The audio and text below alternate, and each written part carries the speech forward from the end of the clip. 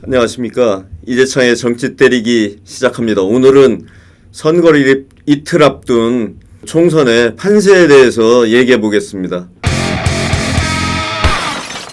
현재 판세는 각 당 자체 분석입니다만 국민의힘이 110석 플러스 알파, 그리고 민주당은 120에서 150석 플러스 알파로 분석을 했습니다.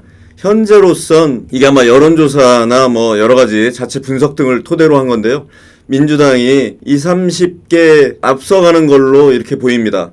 하지만 이건 사실은 큰 의미는 없어요. 지금 전국적으로 50여 곳에서 접전 양상을 보이고 있기 때문에 50개 지역에서 어떤 선거 결과가 나오느냐에 따라서는 20-30개 앞서간다는 것이 의미가 없을 수도 있습니다.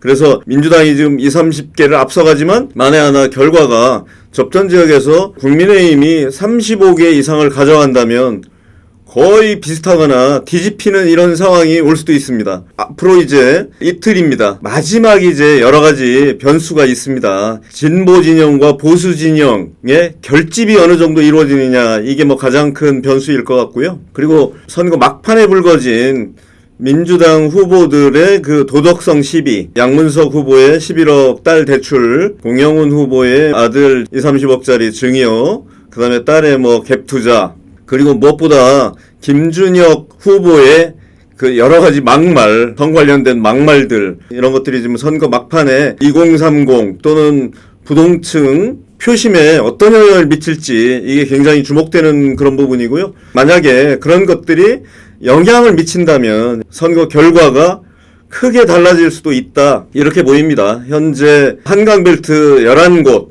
그 다음에 낙동강 벨트 10곳, 수원을 포함해서 반도체 벨트가 한 16개, 그 다음에 충청권, 강원 이런 데 합해서 그 13개 정도, 이렇게 합하면은 전부 50여 곳입니다. 여기는 실제로 그 여론조사상 다 오차범위 그 안팎입니다.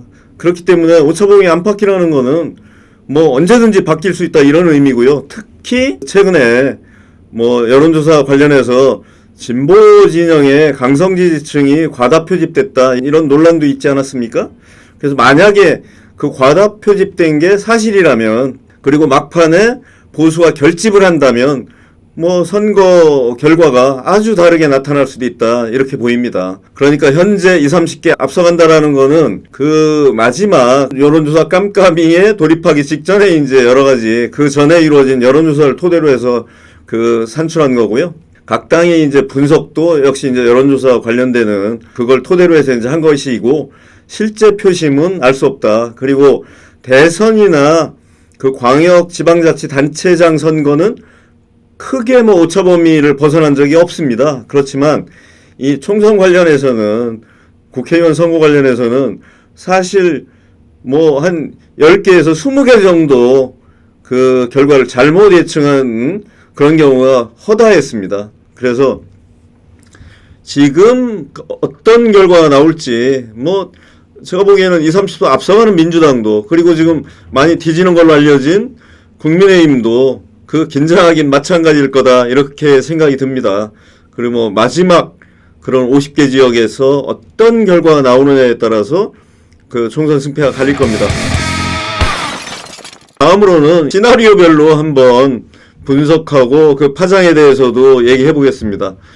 가장 중요한 게 현재로서는 민주당이 앞서가는 상황이지 않습니까? 가장 관심은 이재명 대표의 민주당이 과연 151석을 얻을 수 있느냐. 151석은 단독 과반을 의미하는 겁니다. 그리고 단독 과반을 하게 되면 민주당이 마음대로 법안 처리하고 마음대로 정부 여당의 법안을 반대할 수 있습니다. 부결시킬 수 있는 거죠. 그래서 만약에 이렇게 된다면 21대 지난 4년간 민주당이 이제 처음에 그 범야권 180석 의석을 가지고 법안을 사실상 마음대로 좌지우지했죠. 우리가 입법 폭주라고 그런 비판도 많이 나왔는데요. 실제로 민주당은 간호사법 제정안, 그 다음에 양곡관리법 개정안, 방송법, 이런 거를 여당과 협의도 없이 마구 밀어붙였습니다. 당행 처리를 했는데요. 그래서 여당이 할 수 있는 건 방법이 없으니까 결국 대통령의 거부권을 통해서 거부권을 행사하는 이런 악순환이 계속 반복이 됐죠. 그 민주당이 다수 의석을 앞세워서 밀어붙이면 그 밀어붙인 법안을 대통령이 거부하는 이 극단적인 대결 정치를 지난 4년간 해왔는데요. 만약에 민주당의 단독 과반이 이루어지면 지금과 같은 이런 입법 독주와 그 다음에 여당의 무기력, 정부의 무기력, 뭐 이런 상황이 앞으로 4년도 또 계속될 가능성이 높다. 이렇게 보이고요. 그리고 뭐 예를 들어서 민주당이 단독 과반이 실패하더라도 조국 대표가 이끄는 조국 혁신당과 합해서 151석을 넘기면 똑같은 상황이 반복됩니다. 국회는 뭐 거의 난장판이 될 가능성이 매우 높죠. 야권이 이제 자기들 입맛에 맞는 그런 포퓰리즘 법안을 마구 밀어붙일 가능성이 높고요. 그리고 이제 정부 여당이 추진하는 그런 법안들은 거의 뭐 마음에 안 들면 부결시킬 가능성이 높습니다. 그러면 국회에서 되는 일이 아무것도 없고요. 그 다음에 윤석열 정부도 사실상 아무것도 할 게 없습니다. 뭐 일부 이제 시행령 이런 걸 좀 고쳐서 정책을 추진할 수는 있겠지만 그건 한계가 있는 거고요. 주요 정책은 결국 이제 국회에서 입법 사항이기 때문에 입법이 이루어지지 않으면은 실제로 정책을 뒷받침할 수가 없기 때문에 굉장히 어려운 상황을 맞게 될 거다. 그러면 지난 4년에 그 판바위가 될 거다. 닮은 꼴이 되고 그리고 국회는 난장판이 되고 정부도 무기력하게 결국 이제 그 다수 입법 독재에 끌려다니는 4년. 사실상에 이제 윤석열 정부가 레임덕에 빠질 거다. 이럴 가능성이 매우 높다고 보여집니다. 그리고요. 그 다음 시나리오는 지금 뭐 이건 민주당이 유리한 걸로 보이기 때문에 이제 이런 얘기를 해보는 건데요. 이재명의 민주당과 조국 혁신당이 합해서 180석을 넘길 가능성, 이것도 뭐 지금 그 민주당과 조국당 내부에서는 이런 얘기도 지금 많이 나오거든요. 실제로 그럴 가능성이 있습니다. 50개 그 접전 지역 중에 만약에 40개 정도에서 민주당이 이긴다면 이게 현실화될 수 있는 겁니다. 그래서 뭐 이럴 가능성이 없다 이렇게 말할 수 없는 거고요.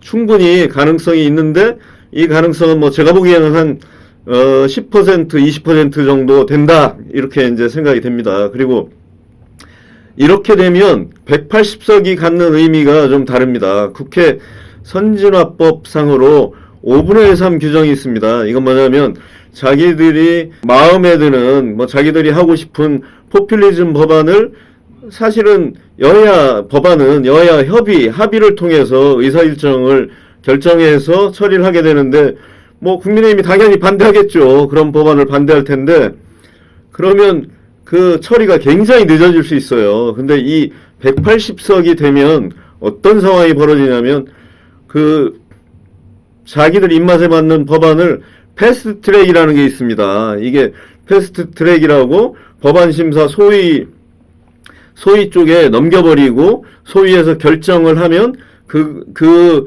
결정사항을 일정 시간이 지나면 본회의로 상정을 할 수가 있습니다. 그래서 상정이 되면 당연히 뭐 180석 의석을 가지고 있기 때문에 당연히 처리되겠죠. 사실은 뭐 입법 폭주를 떠나서 거의 이제 입법 독재가 되는 그런 상황. 지난 21대 국회 초반 상황이 이제 연출될 거다. 이렇게 이제 보여지고요. 그게 뭐 사실은 초반뿐만 아니라 내내 뭐 그런 상황이 이어졌죠. 그래서 국회에서 그 국민의힘은 사실상 방관자, 무기력한 당, 아무것도 할 수 없는 그런 여당, 무기력한 여당, 뭐 이런 상황이었고, 뭐 모든 국회를 지배하는 건 야당, 뭐 이런 상황이 이제 반복될 수 있는 거죠. 그리고 이제 마지막 시나리오는 이 200석입니다. 200석. 이것도 뭐 민주당 일각에서 나왔던 얘기입니다. 박지원 전 국정원장 그리고 이제 몇몇 사람이 200석을 하게 되면 탄핵을 할 수 있다. 뭐 이런 얘기도 했었지 않습니까? 그리고 뭐 제가 보기엔 200석 이것도 뭐 한 5% 가능성이 있지 않나. 이런 경우는 50개 접전 지역을 거의 싹쓸이하는 경우에 이제 이런 상황이 벌어지는 건데요. 뭐 이렇게 되면 민주당이 아니면 뭐 범야권이 조국당까지 합해서 200석을 넘기면 그 윤석열 대통령 탄핵이 가능해지고요. 그게 국회 의석 3분의 2의 찬성이 필요한데 200석이면 3분의 2이거든요. 그 다음에 이제 또 뭐가 가능하냐면 야당이 강행 처리한 법안을 대통령이 거부권을 행사하더라도 이게 다시 국회로 넘어가서 3분의 2 이상이 찬성을 하면요, 그 법안이 통과가 되는 겁니다. 대통령의 거부권을 무력화시킬 수 있어요. 이거는 뭐 이렇게 되면 사실은 뭐 윤석열 정부는 있으나 마나합니다. 레임덕에 빠질 거다. 아닙니다. 레임덕이 아니라 대드덕이 되는 겁니다. 대드덕. 사실상 뭐 정부가 있으나 마나한 이런 상황이 된다는 거죠. 그럼 뭐 그럴 가능성이 매우 높은 거고요. 그래서 뭐 이런 시나리오들이 다 있는 거죠. 물론 여당이 50개 지역에서 뭐 가능성이 낮습니다만 40개를 이기면 완전히 다른 상황이 벌어집니다. 저 여당이 총선에서 이기는 상황이 나올 수도 있는 거죠. 뭐 현재까지는 여러 가지 상황을 보면 그 가능성은 매우 낮지만 그럴 수도 있습니다. 그리고 특별히 이제 아주 재미있는 대목은 뭐냐면 이런 거죠. 이재명 민주당 대표와 조국 혁신당 대표의 힘겨루기입니다. 이게 만에 하나 이재명의 민주당이 151석을 못 얻는 경우입니다. 그리고 조국 혁신당 대표, 조국 대표가 그 12석 이상을 얻는 경우죠. 이러면 민주당이 145석을 얻더라도 조국당과 합해서 거의 뭐 160석 가까이 되는 거지 않습니까? 근데 이렇게 되면 국회 상황은 제가 설명한 대로 이렇게 굴러가는 겁니다. 근데 어떤 문제가 생기냐면 이 시나리오는 이재명 대표로서는 최악의 시나리오에 가깝다 이렇게 생각이 들어요. 왜냐하면 그 단독 과반이 안 됐기 때문에 법안 처리나 모든 현안 처리에 있어서 이재명 대표가 조국 혁신당 대표에게 부탁을 해야 되는 상황입니다. 손을 내밀어야 되는 거예요. 그러면 어떻게 되겠어요? 조국 혁신당 대표의 목소리가 커지고 발언권이 커지고 그렇다 보면 의석이 뭐 13석 정도 안팎이지만 그 조국당 대표의 발언권이 커지면서 사실상 야권의 상당한 주도권이 조국 대표한테 이렇게 넘어가게 되는 이런 상황이 됩니다. 그러면 최근에 이제 여러 전문가들이 이번 총선이 끝나고 나면 이재명 가고 조국이 온다 뭐 이런 얘기를 했지 않습니까? 그게 사실상 현실화되는 겁니다. 이것 때문에 사실은 이제 이재명 민주당 대표가 막판까지 151석을 밀어달라, 우리한테 151석을 달라, 이런 얘기를 이제 많이 했던 거죠. 이게 실질적으로 이제 그런 상황은 이재명 대표에게도 매우 불리한 상황인 거죠. 뭐 차라리 국민의힘이 뭐 일당이 돼버리면 그냥 야당이 투쟁을 하면 됩니다. 근데 이게 애매하게 과반이 되는 이런 상황이면 그런 그 복잡한 정치적 이해관계가 이제 얽히게 된다.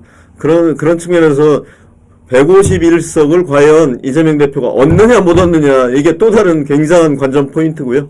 그리고 이제 마지막으로 아까 말씀드린 여러 가지 양문석, 공영훈, 그다음에 김준혁 이런 사람들의 도덕성 논란이 과연 공정성의 가치를 중시하는 2030 그리고 그 중도층, 부동층에 어떻게 표심에 영향을 줄지 이게 이제 최대 관전 포인트인데 만약에 그런 영향을 미친다면 제가 말씀드린 여러 가지 시나리오 중에 야권에게는 가장 안 좋은 시나리오 쪽으로 굴러갈 가능성이 매우 높다고 생각됩니다. 오늘은 여기까지 하겠습니다. 고맙습니다.